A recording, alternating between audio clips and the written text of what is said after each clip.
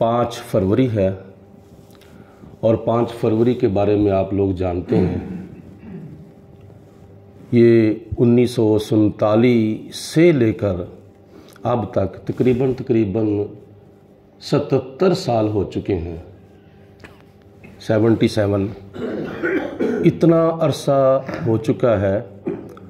पाकिस्तान बनने से लेकर अब तक इंडिया की फ़ौजों ने हमारे कश्मीरी भाइयों में से तकरीबन 5 लाख कश्मीरी भाइयों को शहीद कर दिया है।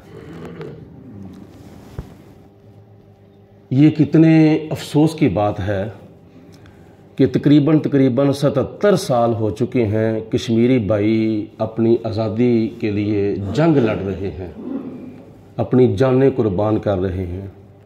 हमारी मुसलमान माँओं बहनों बेटियों की इज़्ज़त जो है वो तार तार की जा रही है और बूढ़े वालिदैन के सामने जवान बेटों को शहीद किया जा रहा है।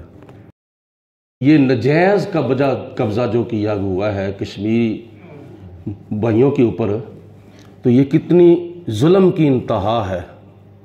अल्लाह ताला हिजरत के बाद मुसलमानों को इरशाद फरमाता है कि आप लोगों को नहीं पता कि मक्के के अंदर वो लोग जो हिजरत नहीं कर सके या बीमार थे या कमज़ोर थे या जिनको रास्ता नहीं आता था, उनके ऊपर कितना जुल्म हो रहा है, कितना उनके ऊपर तशद्दुद कुफ़ार मक्का कर रहे हैं। तो ये अल्लाह पाक की ज़ात ने हिजरत के बाद मुसलमानों को इरशाद फरमाया था उनके बारे में जिनके बारे में कुरान पाक में आता है रज़ियल्लाहु अन्हुम व रदू अन्हु, अल्लाह इन पर राज़ी है और ये अल्लाह पर राज़ी हैं। तो हमारे पास तो सिर्फ दुआ की ताकत है। हम तो दुआ करते हैं अल्लाह पाक की ज़ात हमारे उन कश्मीरी मुसलमान बहन भाइयों को आज़ादी अता फरमाए जिनको कितना अरसा बीत चुका है। और ये कुछ हमारे हुक्मरान कहते हैं कि जंग मसले का हल नहीं है। सहाबा कराम से पूछ के देखो, नबी पाक अलैहिस्सलातु वस्सलाम के मुजाहिदों से पूछ के देखो, 1400 साल पहले जितने भी फैसले हुए थे, बदर के अंदर, ओहद के अंदर, खंदक के अंदर, तबूक यरमूक के अंदर, करबला के अंदर, उनसे मालूम यही होता है कि जो लोग कहते हैं ना कि जंग मसले का हल नहीं, बल्कि उनको सोचना चाहिए जंग ही मसले का हल है। जिहाद की बड़ी बरकतें हैं।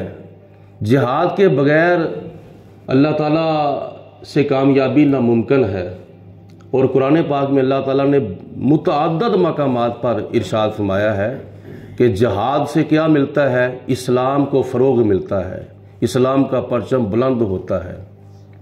तो जो जिहाद से मुंह मोड़ता है वो वफादारी नहीं करता बल्कि बेवफाई करता है। 1965 के अंदर जिहाद हुआ था तो उसके अंदर वफादारी थी, तो खुदा ताला ने पाकिस्तानी फ़ौजों को बेमिसाल फतह कामयाबी अता फरमाई थी।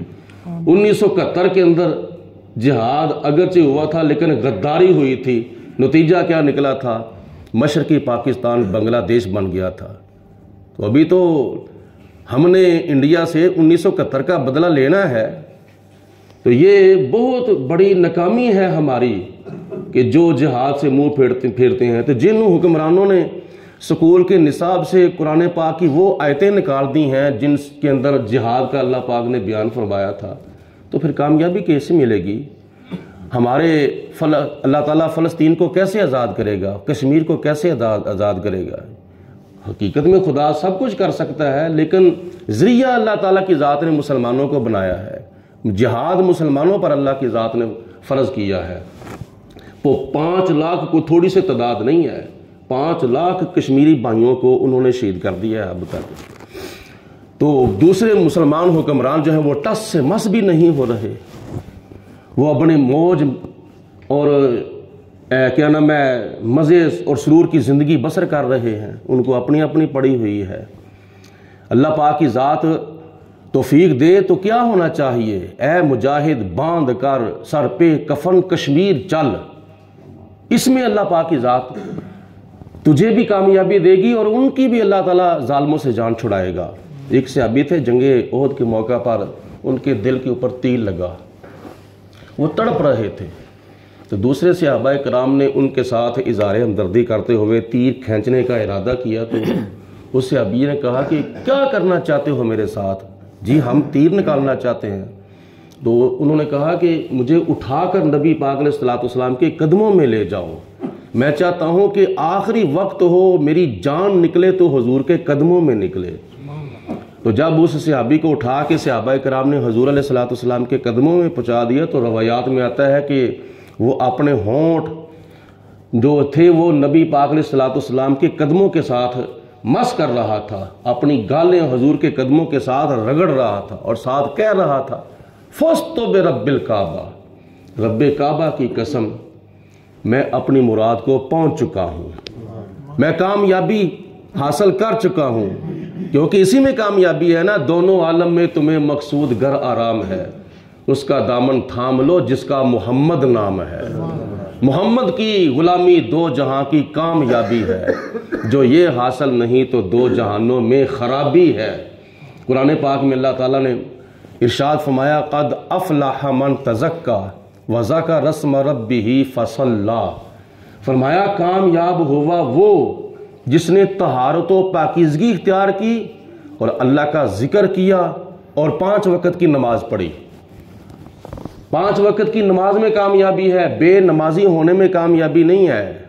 क्योंकि जब बंदा नमाज पढ़ने के लिए मस्जिद में आता है तो कब आता है? जब उसको आवाज़ दी जाती है, हय्या अलस सलाह, आओ नमाज की तरफ, हय्या अलल फलाह, आओ कामयाबी की तरफ। आज हम कामयाबी हासिल करने के लिए लाखों रुपया लगा देते हैं, कई हजरात करोड़ों रुपया लगा देते हैं दुनिया की चंद रोज़ा ज़िंदगी के अंदर कामयाबी हासिल करने के लिए। मुस्तकिल नहीं बल्कि आर्जी तौर पर कामयाबी हासिल करने के लिए लाखों करोड़ों रुपया लगा देते हैं। लेकिन जब कोई बंदा अजान सुन के मस्जिद में आता है तो उसके कितने पैसे लगते हैं? वो तो किसी की मर्जी है ना, मस्जिद की खिदमत कर दे ना कर दे, उसकी मर्जी है। तो कुछ पैसा नहीं लगता, कोई चार्जेस नहीं लगते, कोई जुर्माना नहीं, कोई टैक्स नहीं। हाँ, इतनी बात जरूर है कि अल्लाह पाक की ज़ात ने कुरान पाक में ज़कात का हुक्म दिया है, खैरात का हुक्म दिया है। अगर तेरे पास ज़रूरत से ज़्यादा रिज़्क है तो हज़रत मौला अली शरीफ खुदा फरमाते हैं, ये ना समझ कि ये सारा मेरा ही है, इसके अंदर और भी बहुत से लोगों का हक है जो तूने अदा करना है। तो मस्जिद के अंदर तो कोई पैसे, कोई जुर्माना लगता ही नहीं है। ये तो दिल की बात है ना, खट ले जो कुछ खटना ही बंदिया, सौदा इस बाजारों, रोज़ हशर दे जन्नत मिलसी, मौला दे दरबारों।